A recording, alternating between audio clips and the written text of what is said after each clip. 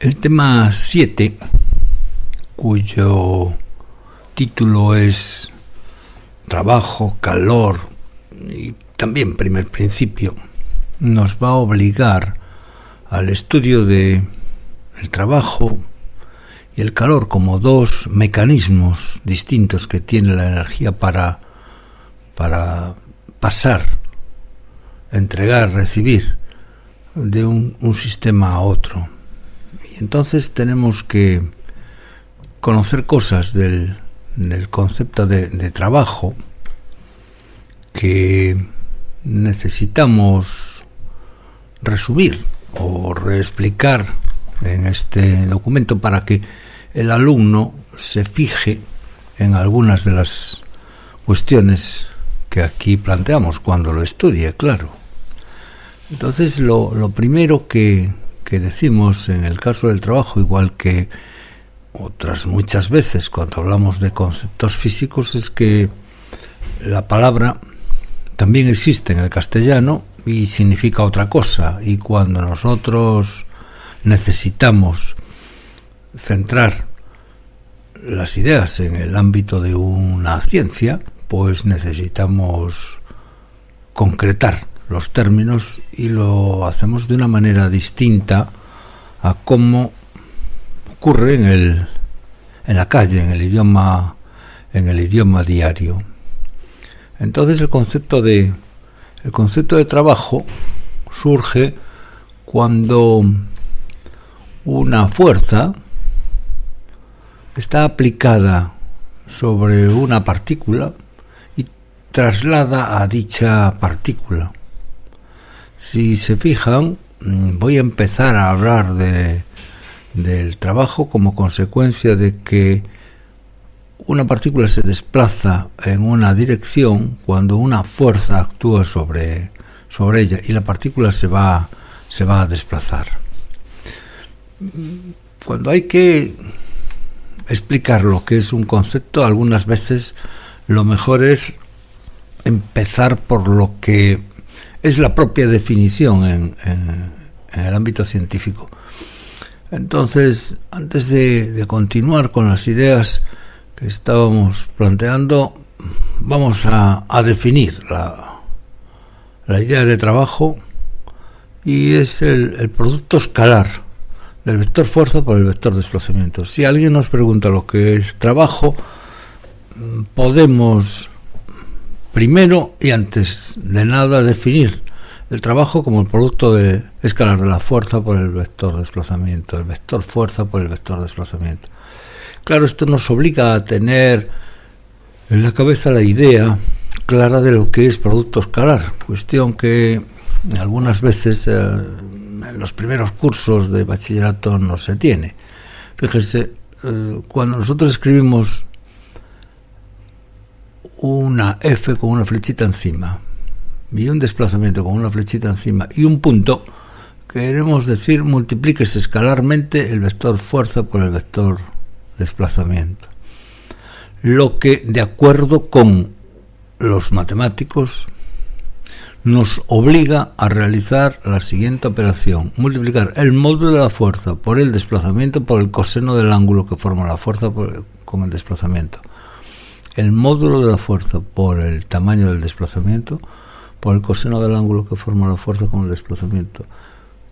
Quiere decir que por su propia definición el trabajo es una magnitud escalar y cuyas unidades son pues los julios, ya lo sabemos. Bien, una vez que lo hemos definido así, lo que estábamos diciendo, que era que hablamos de trabajo cuando la partícula se desplaza en la dirección X, cuando una fuerza que forma un ángulo alfa con... Pues claro, es evidente que si esta es la componente de la fuerza en la dirección del desplazamiento, la componente de la fuerza en la dirección del desplazamiento, lo ven, está ahí,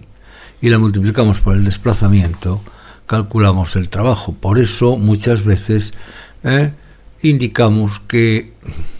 basta multiplicar la componente de la fuerza en la dirección del desplazamiento por el desplazamiento. lo cual nos lleva a la conclusión de que si no hay componente de la fuerza a lo largo del desplazamiento o no hay desplazamiento, el trabajo es cero. Reflexión que tiene su interés porque muchas veces las fuerzas que se aplican no producen el desplazamiento en la dirección en la que está aplicada la fuerza. Imagínense que un Sherpa traslada a lo largo de una extensa planicie una pesada carga. El Sherpa lo único que hace es sostener la carga, para lo cual ejerce una fuerza vertical y hacia arriba, dado que el peso es una fuerza vertical hacia abajo. Y camina. El desplazamiento es perpendicular a la dirección en que la fuerza está ejercida por él para sostener la carga. Pues de acuerdo con la idea que acabamos de presentar, de que el desplazamiento y la fuerza son perpendiculares, pues claro, el cálculo del trabajo nos indicará que como el coseno de 90 es cero, porque la fuerza del desplazamiento forma un ángulo de 90 grados, pues ese Sherpa no realiza trabajo desde el punto de vista físico. Esta reflexión también nos permite añadir que, como ven, la fuerza F, si tiene una componente importante a lo largo del desplazamiento, esa componente es la que realiza trabajo a lo largo del desplazamiento, esa componente es lo que llamaríamos componente útil de la fuerza, mientras que la componente vertical de la fuerza pues no realiza trabajo, o sea que tampoco sería ocioso, llegado este momento, reflexionar sobre que cuando una fuerza está aplicada sobre un cuerpo y el cuerpo se desplaza en la dirección X, esa fuerza realiza trabajo en la dirección X, pero en la dirección Y no realiza trabajo. La fuerza F entonces tiene una componente útil, que es la que llamamos aquí F sub X, y una componente, vamos a calificar de inútil, que es la que realiza en la dirección Y, porque esa fuerza no realiza trabajo. La expresión diferencial que hemos escrito nos dice cuánto vale el trabajo para un desplazamiento infinitesimal, lo cual quiere decir que cuando yo tengo que calcular el trabajo, lo que tengo que hacer es una suma de infinitos términos. Tengo que hacer una integral, pero hacer integrales empezando primero de bachillerato pues es un reto un tanto complicado. Por eso huiremos de aquellos casos en los que la fuerza varía de cualquier manera y es necesario realizar la integración. Y vamos a centrarnos, para calcular el trabajo, una vez que lo hemos definido, en solo situaciones ejemplares, como esta, en donde calculamos el trabajo para el caso de una fuerza que varía linealmente, una fuerza que varía proporcionalmente. Y eso es el objeto de este comentario que sigue a esta explicación. Vamos pues a centrarnos en el estudio del trabajo en una situación, digamos, ejemplarmente sencilla, y es cuando la fuerza varía linealmente con el desplazamiento, porque cuando hay que calcular el trabajo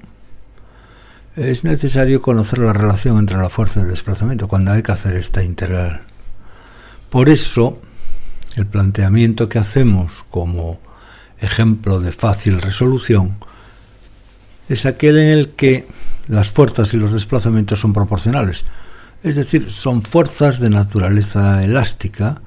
que al escribirlas, recuerden que decíamos que esta era la ley de Hooke, que al escribirlas establecen una relación lineal entre la fuerza y el desplazamiento. Recuerden que eso quiere decir que la fuerza varía linealmente con el desplazamiento. En definitiva, Se trata de que tendríamos que realizar una integral tan sencilla como que es inmediata. La integral es inmediata y entonces al escribir la fuerza en función del desplazamiento, lo ven, hemos sustituido f sub x por su valor k por x. Como k es una constante de proporcionalidad, la podemos sacar fuera de la integral, y la integral entre 0 y x es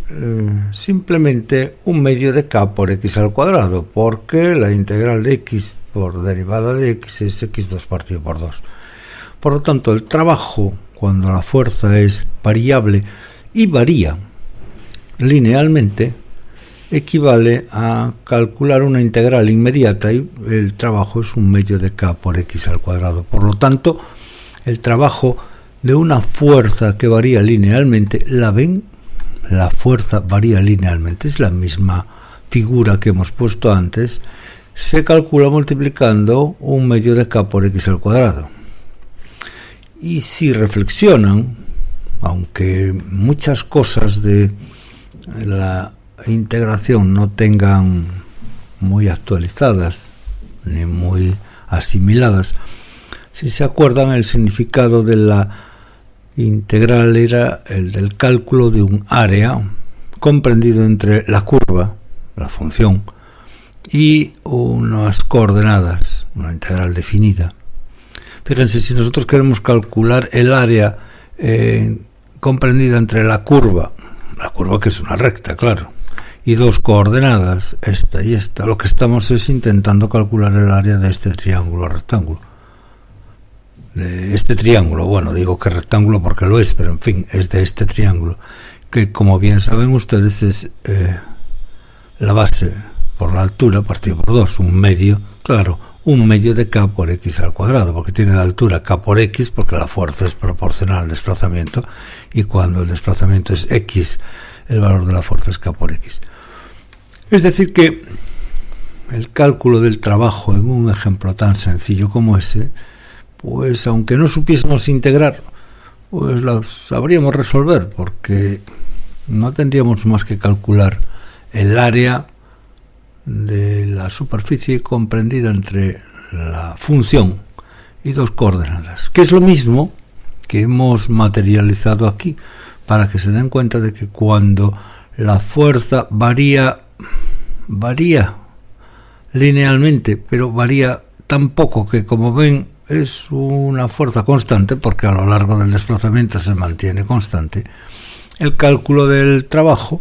equivaldría también al cálculo de esta superficie, que sería la base por la altura, porque es el cálculo del trabajo. ¿Qué quiere decir esta afirmación? Pues que cuando la fuerza es constante,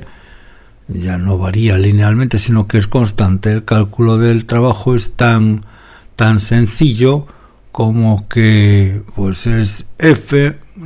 aquí falta la fuerza, se ha comido alguien la fuerza, alguien que está hablando, claro, la fuerza por incremento de x, que es la base por la altura. Bien, esto sería cómo se calcula el valor del trabajo en el caso de una fuerza constante, que de nuevo planteamos aquí, porque si se dan cuenta, lo que hemos hecho ha sido introducirnos en el trabajo de una fuerza constante como un caso particular del trabajo de la fuerza variable. Miren, si la fuerza no varía a lo largo del desplazamiento, la fuerza, decíamos antes, tenía una componente útil y una componente inútil. Una componente útil, que es la que está dirigida en la dirección en la que es movido el cuerpo, lo tienen ahí, y una componente inútil, que es esta. Antes no dibujábamos el peso, pero aquí lo queremos dejar bien patente para que se den cuenta ustedes de que esta fuerza no realiza trabajo, porque como el peso es mayor que la componente vertical, la fuerza no produce desplazamiento en la dirección vertical. La fuerza resultante en el eje Y no produce desplazamiento en la dirección vertical. Entonces, como acabábamos de exponer, la componente vertical no va a realizar trabajo